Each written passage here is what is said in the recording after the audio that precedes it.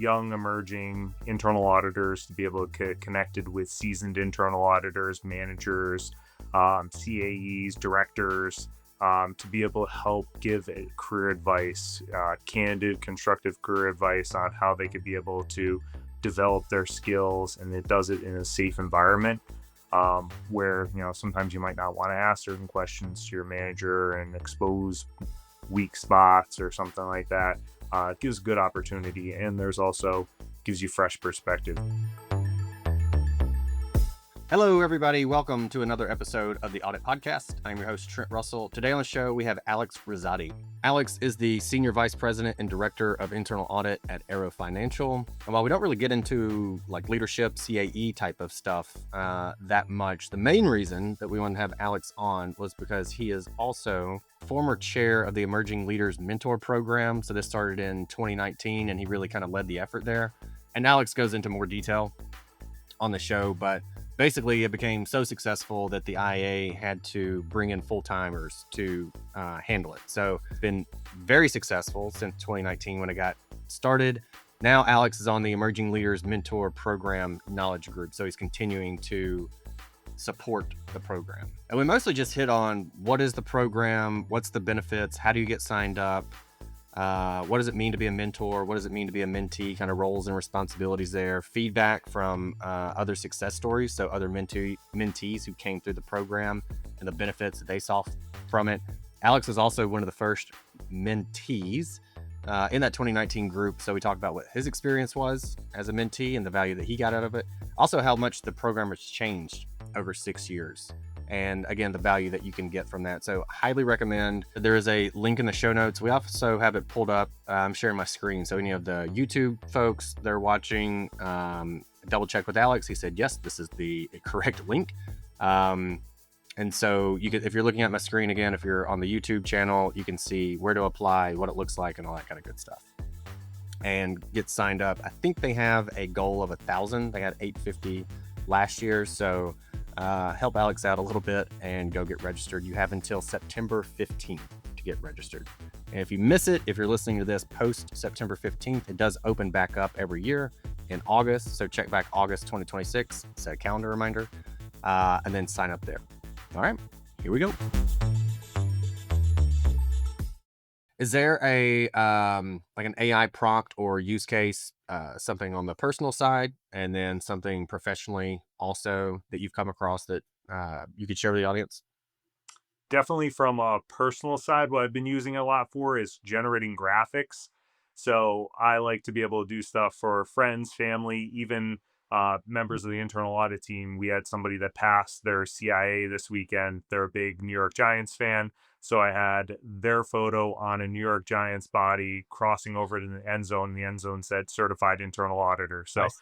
great little thing to be able to celebrate. So I love playing around with it for that purpose. I use it for 1,000 different things from a personal perspective, but I like that one the most.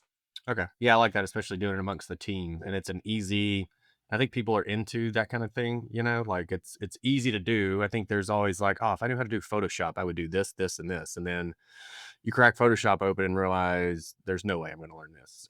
It is not easy. So to be able to just throw it into AI tool now is pretty cool. There's been some pretty good stuff out there. Yeah, and even if you can learn it, you don't have the time to learn it. So this is amazing. It's like you sit it and then you go do something, and then a minute later, it's all generated for you. Yeah, I was doing I got put in charge of our flag football team for a bunch of 7-year-olds, and I was just like, I don't know. I mean, so it gave me a playbook that was pretty sweet, and it was like, do you want me to create the diagram for you? It was awful at that, but the idea of the play that it gave me, I said, give me the single best running play, the single best pass play, and it typed it out.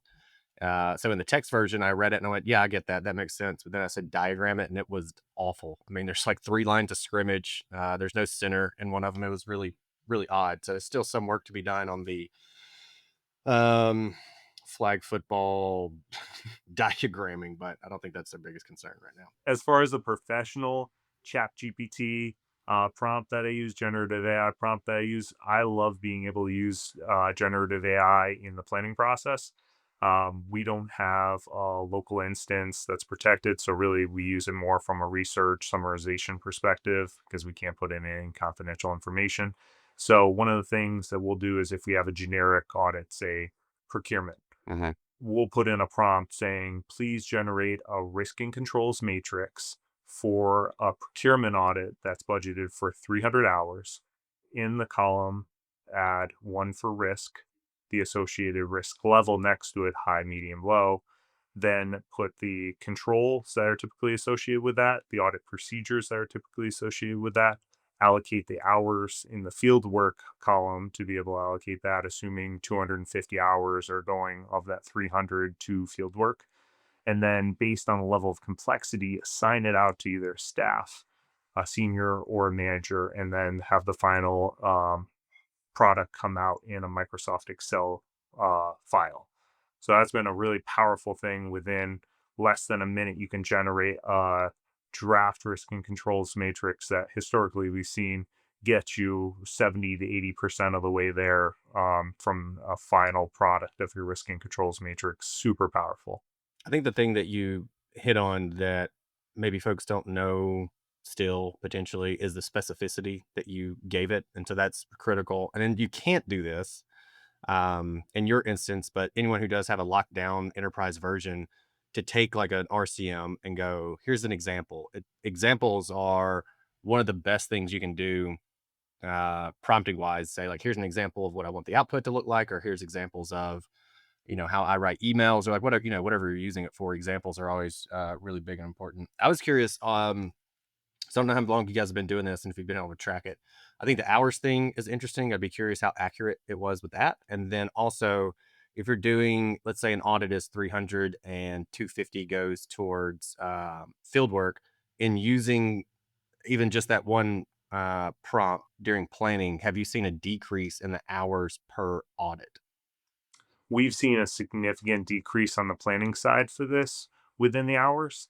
Obviously, still, you need to be able to vet this out, do your own validation. It's just a tool, not a be all end all to be able to copy and paste and have that be your final RCM.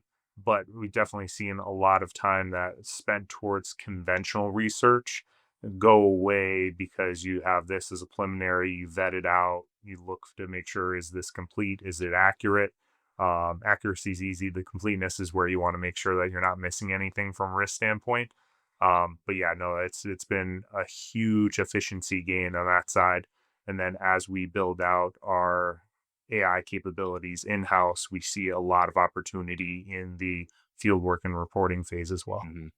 And then what about the accuracy when it goes like this should take 10 hours, like when it puts together some kind of hourly budget? How accurate has that been, you feel like? We've seen that pretty accurate. It's plus or minus, and sometimes it's just based on experience levels for the team. Might say, a typical senior can do it this way, but if it's a first year senior versus a third year senior, it depends a little bit there. But it gets you within the ballpark, plus or minus, and then overall, it ends up coming pretty darn close to what it should be. So it's great in that way. Hey, everybody, we're going to take a quick break from our guests. And if you need to get analytics or AI actually working in your internal audit department, or if you already have some of it, you feel like you're not really getting exactly what you need out of it, there's more, you're not getting that, go to the show notes, look for the Green Skies Analytics link, click it. On the website, there'll be other links that you can click that'll take you directly to a calendar to schedule time. It's literally 3 clicks to get the time scheduled, to get it figured out. All right, back to the show. So the main reason we're here, we want to talk about the IA Emerging Leaders Mentoring Program. I know it's something you've been involved with, I think, since the inception, right? You were kind of one of the founding fathers, if we call it that. I was one of the founding guinea pigs, so Okay, I was on the pilot program as a mentee. got it. Okay. So for those that aren't aware, what is it and why should people sign up to be a mentee? And then why should they also potentially or otherwise sign up to be a mentor? So it is the largest internal audit mentorship program in the globe. So we open up to all IA members globally. So we're covering 50 different states as of last year with 850 participants, including mentors, mentees. So it allows young emerging internal auditors to be able to get connected with seasoned internal auditors, managers, CAEs, directors, to be able to help give career advice, candid, constructive career advice on how they could be able to develop their skills, and it does it in a safe environment, where sometimes you might not want to ask certain questions to your manager and expose weak spots or something like that. It gives good opportunity, and there's also gives you fresh perspective because in theory your manager is already giving you that kind of feedback on a periodic basis. It's good to get it from a different perspective and have somebody to be able to help you along the way. So it's a great program in that way. Like I said, I was a mentee in the first year, and I've been involved in the program on administrative side ever since. This is going to be my first year where I'm going to be a mentor as well. So it's nice to be a part of all the different cycles of the program. Got it. And what is the like somebody who's listening goes, "Yep, that sounds great. I want to be a mentee." How do they get signed up? What's the process? And then on the other side, if someone wants to be a mentor, how do they go about that? Simple process, so it's right on the IA's website, and we'll have a link down below in the show notes. But you just go on, do a quick application where it asks a few questions of you to help be able to match your person. So, say you're someone with 3 years of experience focusing in on the IT audit area, and you want to be able to really become the SME IT auditor. You could be able to put that in. You could say, I'm really looking for somebody that has IT audit background that's in a leadership role in banking. And we could be able to look through the pool of candidates that applied for a mentor and be able to pair you up with the best person. So we take a look at that to see, is there somebody within your geographic region that matches up with that, and try to make the best possible match for you to be able to help get you where you need to be. So simple process. It took me like 2 minutes to be able to apply as a mentor. So very easy, great way to be able to give back to a profession as a mentor. Okay. And then how many did you have? Like, how many did you guys have last year that signed up? 850 people that actually got into the program. We had even more that signed up, but it's a member exclusive opportunity. So some people that signed up that weren't members, we encourage them to sign up. It's definitely worth the membership fee. It's a great member value for people that are already members. Okay. And then what was your experience when you were a mentee? Like if someone again they're listening, like, yeah, I mean, I'm kind of interested, but so like Alex, you went through it. What was your experience like? So when I started it, it was in 2019. So I got paired with Seth Peterson. Anybody that's been around for a while knows Seth is loves the Institute of Internal Auditors, really dedicated in the profession. At that time, he was the CAE within a bank. I was a senior IT auditor at KPMG. Really helped me to be able to build out a roadmap, helped me towards certifications. We co-authored an article together for the Institute of Internal Auditors magazine, which then won the Outstanding Contributor Award. So Nice. great success story there. Um, and after the formal program end, we still stayed in contact. I was texting him this weekend because I'm from the Albany, New York area, and he was at an Iowa game watching U Albany Ooh, get absolutely trampled by Iowa. So there is still stay in contact. I ask him professional questions all the time. He's the chief risk officer now, but still has a wealth of knowledge within audit. So I still stay in contact. We still will exchange questions, be able to help out, even though he ends up helping me out more than I do him. And what about the I'm sure there's some kind of feedback mechanism throughout, the program or at the end of it, something like that. What do you hear feedback-wise from the mentees?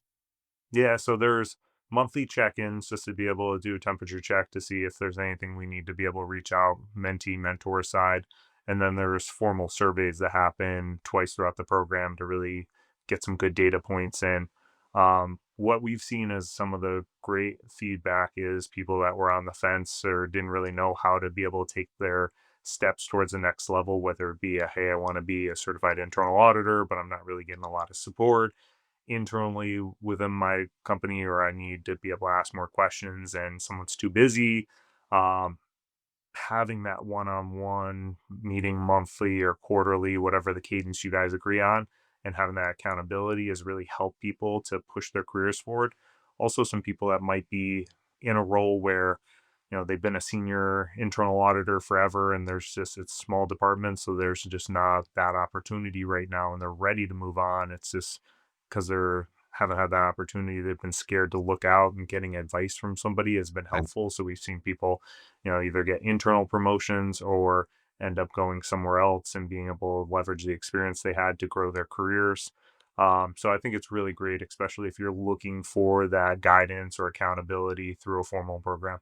so you said you started this in 2019, and so here we are 6 years later. What's different from the 2019 version to the 2025 version?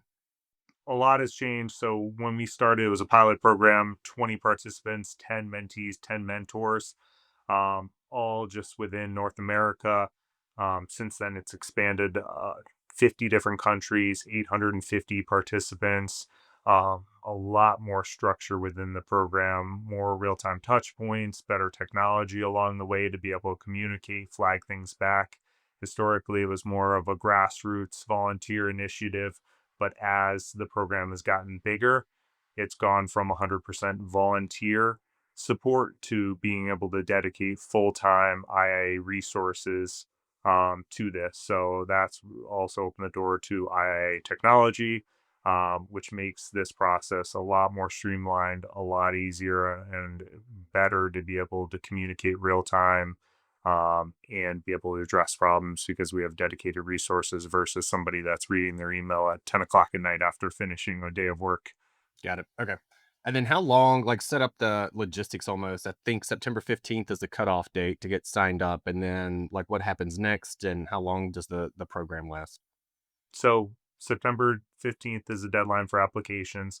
Then it goes through an internal matching process where a group of volunteers that are primarily former emerging leaders recipients go through, match those people up, mentees and mentors, based on their best match, what the mentees are looking for, what the mentors are looking for. Then an orientation is scheduled in the first week of November for both mentees, mentors, and then the official program starts on November 15th, and that runs through May 31st. So along the way there, you'll set up a cadence. We've seen it's up to mentees and mentors. We encourage a monthly meeting cadence, but we've seen some people that say, hey, quarterly based on how busy our schedules are. We've seen ones that meet weekly. It all depends on what your mentee mentor availability is there, and we're encouraged, whatever they mutually agree on is the best thing for everybody on that. Even if you only meet a handful of times, it's still better than not going through the program. Yeah. So I think it's a great opportunity there. So when it's over in May 31st, what happens after the program is over? Is there like transition or do you kind of wait until the next year opens? What does that look like? And how does the mentor mentee relationship either get maintained or move forward? What does that look like? So the formal program ends, but then it's up to you and your mentor, to be able to see, do you want to continue the relationship? Some mentors just say, hey, I always participate in this program. I only have X amount of available time, so I'd love to, but I can't because I want to keep giving back to the profession. Others say, hey, let's stay connected. Like I said, I was a mentee. Seth Peterson was my mentor. We still stay in contact, and it's been 6 years later. So it's a great option. It varies depending on mentee mentor experience and what they have from a capacity standpoint. But if you want to keep going, you can be able to wait until the beginning of August for the Cool. new application window to open up, and then you can get connected with a new mentor. We encourage typically to, if you're looking to participate in the program again, to ask for a new mentor just because it gives you a fresh Yeah. perspective. All right. Well, Alex, appreciate you coming on. I had heard of mentor programs and the IA, but I did not realize that this was it and the formality of it and the success of it. Also, those 850, I think, is what you said, is pretty impressive. So, thank you a ton for coming on to share that. I think it's fascinating and interesting. I don't think there's a person who has a mentor who would say, "Yeah, having a mentor is a bad idea." I mean, you might get a bad one, but nonetheless, they are very helpful. So, anyway, with all that said, anything else? What do you want to leave the audience with? So I want to leave you with that this is a great opportunity. I encourage you to invest in yourself, invest in your career, and invest in our profession. whether it be a mentee or mentor. We've seen people come out with a ton from this program on both sides. So I'd highly encourage you to be able to apply, see if it's right for you, but at least give it a try. I think you're going to really appreciate what the program has to offer, and hopefully you become a lifelong participant in this program. Hey everyone, thank you very much for listening to this episode of the Audit Podcast. Whatever platform you're listening on right now, I'm sure there's a subscribe button somewhere, so please hit the subscribe button there. If you're listening through iTunes or Spotify, feel free to go give us that 5-star rating. It only took me about 16 seconds to give myself a 5-star review, and it really helps to get future guests to come on the show, so we'd really appreciate that. Lastly, be sure to check out the show notes and follow us on all our social media channels on Instagram, on LinkedIn, and on TikTok. Also, if interested, please sign up for our weekly newsletter from the Audit Podcast. Thank you all. Have a great one.